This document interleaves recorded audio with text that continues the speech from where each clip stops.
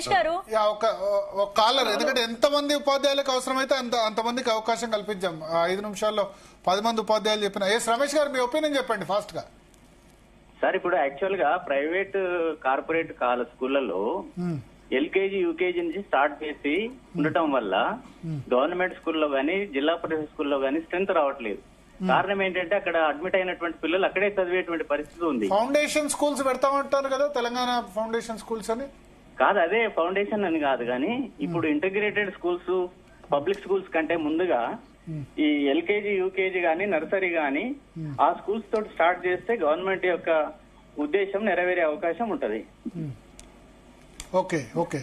So అది foundation స్కూల్లో ఇప్పుడు యూకేజీ నుంచి ఉంది, నర్సరీ ఎల్కేజీ కూడా పెట్టాలి అంతేనా? నర్సరీ ఎల్కేజీ కూడా పెడితే ఆటోమేటిక్ గా గవర్నమెంట్ స్కూల్లోకి పిల్లలు వస్తారు. యా.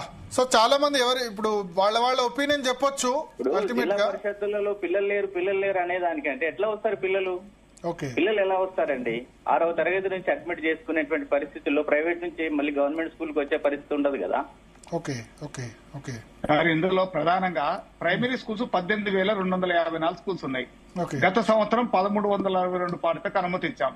ఈ సంవత్సరం 2,000 నుంచి 2,500 రూపాయలు బడ్జెట్ లో చెప్పారు డిప్యూటీ సీఎం గారు, ఆర్థిక మంత్రి గారు.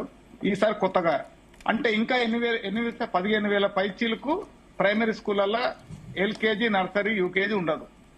పిల్లలు ఎక్కడి నుంచి వస్తారు సార్? ఎన్ని సంవత్సరాల నుంచి ఎవరు ఎన్ని మాట్లాడినా కింద స్థాయి బేస్మెంట్ సరిగా లేకుండా బిల్డింగ్ బ్రహ్మాండంగా కడతాం, చక్కగా కడతామని ప్రగల్భాలు.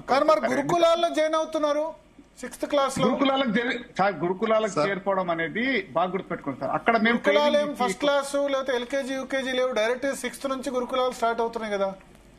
వాళ్ళు ఎక్కడి నుంచి పోతున్నారు సార్? ఏ పాఠశాల? ప్రైవేట్ పాఠశాల పోతున్నారా? ప్రైవేట్ పాఠశాల పోతున్నారా సార్? మా పాఠశాల నుంచే పోతున్నారు కదా. మేమే వాళ్ళకి కోచింగ్ ఇస్తున్నాం, మేము ట్రైనింగ్ ఇచ్చి పంపిస్తున్నాం, వాళ్ళకి శిక్షణ ఇచ్చి కోచింగ్ ఇచ్చి. మన ప్రభుత్వం వచ్చినాకనే సాధారణ కరోనా టైంలో ఎందుకు మరి ఎన్రోల్మెంట్ జరిగింది ప్రభుత్వ పాఠశాలలో? నాకు ఒక డౌట్, కరోనా టైంలో గవర్నమెంట్ స్కూల్లో ఎన్రోల్మెంట్ బాగా జరిగింది, మళ్ళీ ఆ తర్వాత పడిపోయింది ఎందుకంటారు? అంటే ఆ సమయంలో ఫీజు వేస్ట్ ప్రైవేట్ స్కూల్లో అని అనుకున్నారా? ఎట్లాగో లేదు టైంలో ఫీజులు సార్, ప్రైవేట్ స్కూల్లో ఫీజులు కట్టలేక సమూహం ఒక్క దగ్గర పిల్లల తల్లిదండ్రులు ఒప్పుకోలేక ఆ సంవత్సరం 1 సంవత్సరం పెరిగింది సార్. ఆ టైంలో నిజంగానే ఇట్లాంటి ప్రయోగాత్మక చర్యలు కొత్తగా చేపట్టి ఉంటే ఇంకో రకంగా ఉంటుండేనేమో. Okay okay. ఒకటేసారి గవర్నమెంట్ స్కూల్లో పిల్లలు తగ్గడానికి గల ప్రధాన కారణం గురుకుల పాఠశాల వచ్చింది సార్. ఆ గురుకుల స్కూల్స్ వల్లనే జనరల్ స్కూళ్లలో స్ట్రెంత్ తగ్గింది. ఆ గురుకుల స్కూళ్ళని మోడల్ స్కూల్ గా మార్చి మొత్తం ముందుగా ప్రయోగాలు చేయమని చెప్పండి. మొత్తం వ్యవస్థనే మారిస్తే అది ప్రమాదకరంగా మారే అవకాశం ఉంది. ఫస్ట్ ఈయన యొక్క సార్ యొక్క నివేదిక మీద ఏ విధంగా ఇంప్లిమెంట్ చేస్తున్నారు దాని యొక్క పర్యవసానాల పైన స్టడీ జరగాల్సిన అవసరం ఉంది. ఒకేసారి ఒక ప్రైవేట్ కంపెనీ లాగా రేపు ఒకటే రోజులో నేను మొత్తం మార్చేస్తా అంటే అది రేపు రాబోయే కాలంలో ప్రభుత్వాలు మారినప్పుడు ఇది ఇంప్లిమెంట్ చేస్తారో చేయరు కూడా తెలియదు. మొత్తం టోటల్ విద్యా వ్యవస్థకు ప్రమాదం జరిగే ప్రమాదాలు పొంచి అవకాశం ఉంది. కాబట్టి దీనిపైన చర్చ జరగాలనేది ప్రధానంగా అందరూ కోరుతున్న అంశంగా ఇక్కడ అర్థం చేసుకోవచ్చు. ఇక్కడ చాలా మంది రెసిడెన్షియల్ కంటే చాలా మంది వాళ్ళ ఒపీనియన్స్ కూడా కామెంట్ ద్వారా చెప్తున్నారు. యూకేజీ స్టార్ట్ కావాలండి. చాలా మంది వాళ్ళ ఒపీనియన్ చెప్తున్నారు, కామెంట్స్ లో చెప్పినా కూడా చదువుతున్నాను. ఉన్నోడైనా లేనోడైనా ఒకే బడి ఒకే విధానం తీసుకురండి. ప్రధానమంత్రి ముఖ్యమంత్రి కొడుకైనా బంట్రోతు కొడుకైనా ప్రభుత్వ పాఠశాలలో చదివితే ప్రభుత్వ పాఠశాలలు బాగుపడతాయి. మీరు ఈ సలహా ఇస్తే ఇప్పుడు బయట వాళ్ళు ఏమంటారంటే టీచర్ల పిల్లలు మరి స్కూల్లో చదువుతున్నారా గవర్నమెంట్ స్కూల్లో అని క్వశ్చన్ చేస్తారు. భరత్ గారు, దానికి సొల్యూషన్ ఒక్కటే, ప్రైవేట్ కార్పొరేట్ స్కూల్స్ ని బ్యాన్ చేయండి. మొత్తం ఎడ్యుకేషన్ గవర్నమెంట్ సెక్టర్ బ్యాన్ చేస్తే రాజకీయ నాయకులకు రాజకీయ పార్టీలకు డొనేషన్లు ఎక్కడి నుంచి వస్తాయి? నారాయణ, శ్రీ చైతన్య, భాష్యం 1, 2, 3, 4 అని ఇవన్నీ చెప్తారు కదా. వీళ్ళంతా రాజకీయ పార్టీలకు విరాళాలు ఇచ్చేవాళ్ళు. ఇది ఓపెన్ సీక్రెట్. రాజకీయ పార్టీలకు ఇవన్నీ కూడా విత్తు ముందా చెట్టు ముందా. ఓకే సార్, మీరు అన్నది కార్పొరేట్ స్కూళ్లను మొత్తం ప్రైవేట్ స్కూళ్లను బ్యాన్ చేయడం. నేను చెప్తున్నా, నెక్స్ట్ ఎలక్షన్స్ లో ఎవరైనా మేనిఫెస్టోలో తీసుకుని రండి. కార్పొరేట్ స్కూల్స్ మొత్తం రద్దు చేస్తాం, అసలు ప్రైవేట్ స్కూల్సే రద్దు చేస్తాం, అందరూ ప్రభుత్వ పాఠశాలలో అని చెప్పండి. దాని ఫీజులు రెగ్యులేట్ చేస్తాం. అంతెందుకు సార్? ఫీజులకు లిమిట్ పెట్టండి. రెగ్యులేట్ కాకపోయినా ఎడ్యుకేషన్ యాక్ట్ ఇంప్లిమెంట్ చేస్తే సరిపోతుంది సార్. ప్రైవేట్ స్కూల్లో ఎడ్యుకేషన్ యాక్ట్ ఇంప్లిమెంట్ చేస్తే చాలు సార్. నేను రాజకీయ పార్టీలకు ఒక సలహా ఇస్తున్నా. ఇవ్వండి సార్. రాజకీయ పార్టీలకు ఒక సలహా ఏంటంటే నెక్స్ట్ ఎన్నికల్లో మీరు అధికారమే పరమావధి కదా, మీరు ఒకటి పెట్టండి ఏంటంటే 50,000కు మించి ఏ ప్రైవేట్ స్కూల్ ఫీజు వసూలు చేయకూడదు. సంవత్సరానికి 50,000 ఏంది అన్ని కలిపిగా ఎడ్యుకేషన్ లేకపోతే ఇంకే ట్రాన్స్పోర్టేషన్ కలిపి పెట్టండి, మీరు అధికారంలోకి వస్తారు కంపల్సరీ. ఎందుకంటే ఫీజులతోటి తల్లిదండ్రులు తకాయించున్నారు. ఈ 50,000 లోపు అంటే ఇవన్నీ కార్పొరేట్ స్కూల్ అన్ని బంద్ అయిపోతాయి, మామూలు స్కూల్స్ మాత్రం ఉంటాయి, ఎందుకంటే అది వయబుల్ కాదు కాబట్టి. సో రాజకీయ పార్టీలకు ఒక సూచన, అది పెట్టాలంటే దమ్ము కావాలి. ఎందుకంటే వీళ్ళకి అందరికి కూడా ఈ రాజకీయ పార్టీలు అన్నిటి కూడా ఈ నారాయణ, శ్రీ చైతన్య లేకపోతే భాష్యం స్కూల్స్ పేరు గుర్తుకొస్తారు. రెసిడెన్స్ ఇంకేదో ఈ టెక్నో స్కూలు, ఆ టెక్నో స్కూలు, లేకపోతే ఆల్ ఫోర్స్, బోఫోర్స్, ఈ స్కూల్స్ అన్ని కూడా ఇవన్నీ కూడా ఏంటంటే అల్టిమేట్ గా డొనేషన్, ఇవన్నీ కూడా డొనేషన్లు పిల్లల దగ్గర తీసుకొని రాజకీయ పార్టీలకు డొనేషన్స్ ఇస్తున్నారు. వ్యాపారం రాజకీయ పార్టీలకు డొనేషన్స్ ఇస్తున్నాయి అంటే తల్లిదండ్రుల దగ్గర నుంచి తీసుకొని రాజకీయ పార్టీలకు డొనేషన్ ఇస్తున్నాయి.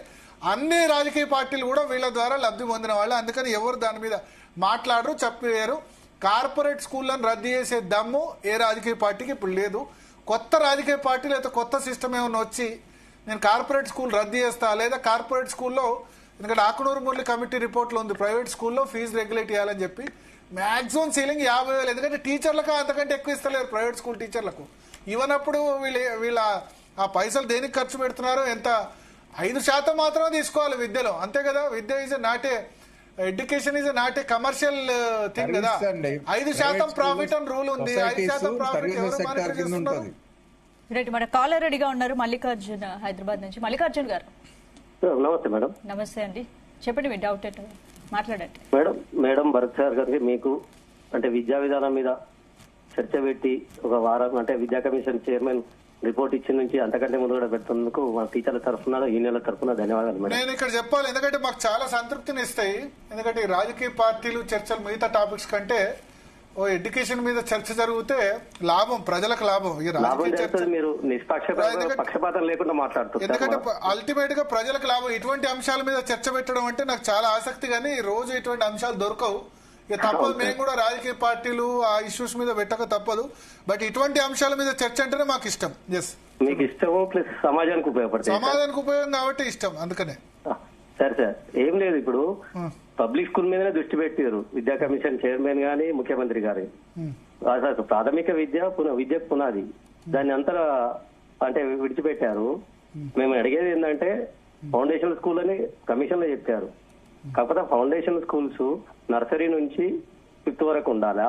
ప్లస్ గౌరవ ముఖ్యమంత్రి గారు మనకు సార్ చెప్పండి వింటున్నాం. గౌరవ ముఖ్యమంత్రి గారు నర్సరీ, ఎల్కేజీ, యూకేజీ పెడతామన్నాడు. పూర్వ ప్రాథమిక తరగతులు అందులో యూకేజీ స్టార్ట్ చేసింది సార్ లాస్ట్ ఇయర్ 1325లో. ఇప్పుడు బట్టి ఉప ముఖ్యమంత్రి గారు 22,000 నుంచి 2,500 అంటుండు.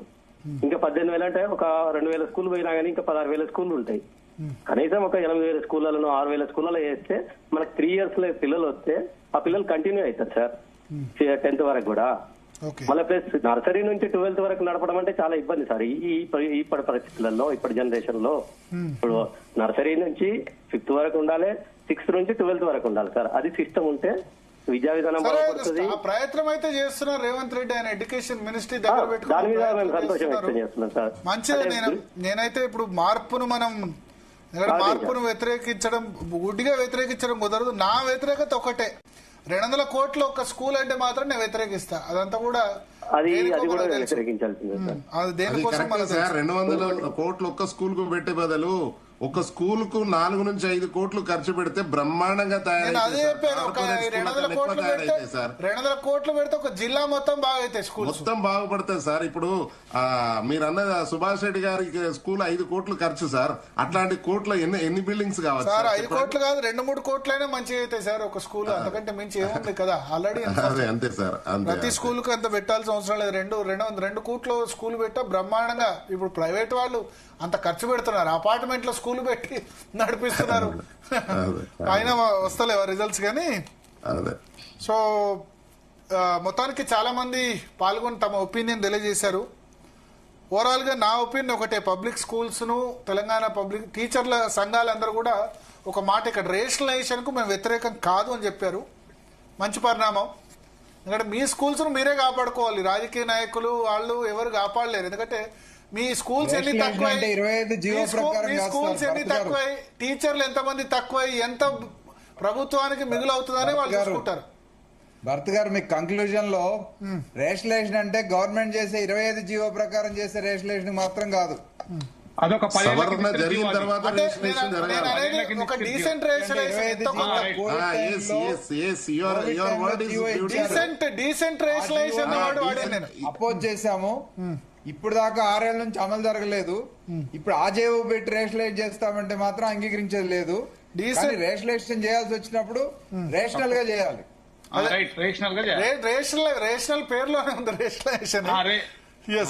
సో డీసెంట్ రేషనలైజేషన్ కి అయితే వ్యతిరేకం కాదు. తెలంగాణ పబ్లిక్ స్కూల్స్ అందరం స్వాగతిస్తాం. తెలంగాణ పబ్లిక్ స్కూల్స్ అయితే నాకైతే వ్యతిరేకించాల్సిన పరిస్థితి కనిపించట్లేదు. కానీ దాన్ని ఎంత పెడతారు, దానివల్ల మిగతా స్కూల్స్ మూతపడేసే విధంగా కాకుండా ఒక మోడల్ గా ప్రయత్నం చేయాలి.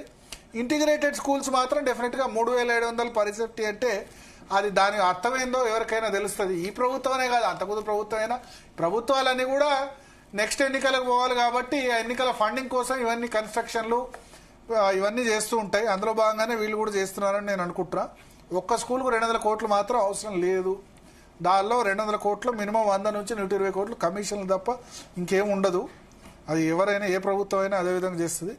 సో విద్యా విధానం గురించి మరిన్ని డిబేట్స్ కూడా కంటిన్యూ అవుతాయి. రేపు కూడా ఎల్లుండి మిగతా సంబంధించి ఇంకా డీటెయిల్స్ ఎమర్జ్ అయ్యే కొద్దీ కంటిన్యూస్గా జీ తెలుగు న్యూస్ అయితే డిబేట్ కూడా చేపడుతుంది. ఉపాధ్యాయ సంఘాలు ముందుకు వస్తే రౌండ్ టేబుల్ కాన్ఫరెన్స్ కూడా జీ తెలుగు తరపున నిర్వహించేందుకు మేము సిద్ధం. మీరు కనుక ముందుకు వస్తే కనుక ఈ అంశం మీద మీరు ఇనిషియేట్ తీసుకోండి. మీరు ఇనిషియేట్ తీసుకుంటే Zee Telugu news will hold round table conference on this issue. అందరం పిలిచి మాట్లాడదాం, ఇంకా వేరే పెద్దల్ని కూడా పిలిచి మాట్లాడదాం. ప్రభుత్వం దృష్టికి సమస్యలు కూడా తీసుకెళ్దాం. అన్ని రాజకీయ పార్టీల ప్రతినిధులు కూడా రౌండ్ టేబుల్ కాన్ఫరెన్స్ పిలిచి ఆహ్వానిద్దాం. So thank you Damodar Reddy garu, అదేవిధంగా చావా రవి గారు, సదానంద గౌడ్ గారు, అశోక్ సార్ గారు. స్పందన, ఓవరాల్గా రేవంత్ రెడ్డి అయితే వాళ్ళు ఒక ఇంపార్టెంట్ పాలసీ డిసిజన్ అనౌన్స్ చేశారు. నెక్స్ట్ ఇయర్ నుంచి ఇంప్లిమెంట్లోకి రాబోతుంది. సో మార్పును మనం ప్రతిదాన్ని వ్యతిరేకించకూడదు, సపోర్ట్ చేయాలి కొన్ని విషయాల్లో. దానిలో నేను తెలంగాణ పబ్లిక్ స్కూల్ను సపోర్ట్ చేస్తున్నా. At the same time integrated schools మాత్రం అంత డబ్బు అవసరం లేదని మాత్రం నా ఒపీనియన్. చూద్దాం ప్రభుత్వం మరి ఆ విషయంలో అయితే ముందుకే పోతున్నట్టయితే కనిపిస్తుంది. మోడల్ స్కూల్ సక్సెస్ కావాలి, ప్రభుత్వ స్కూల్లో ఎన్రోల్మెంట్ పెరగాలని మనం కూడా కోరుకుందాం. Next topic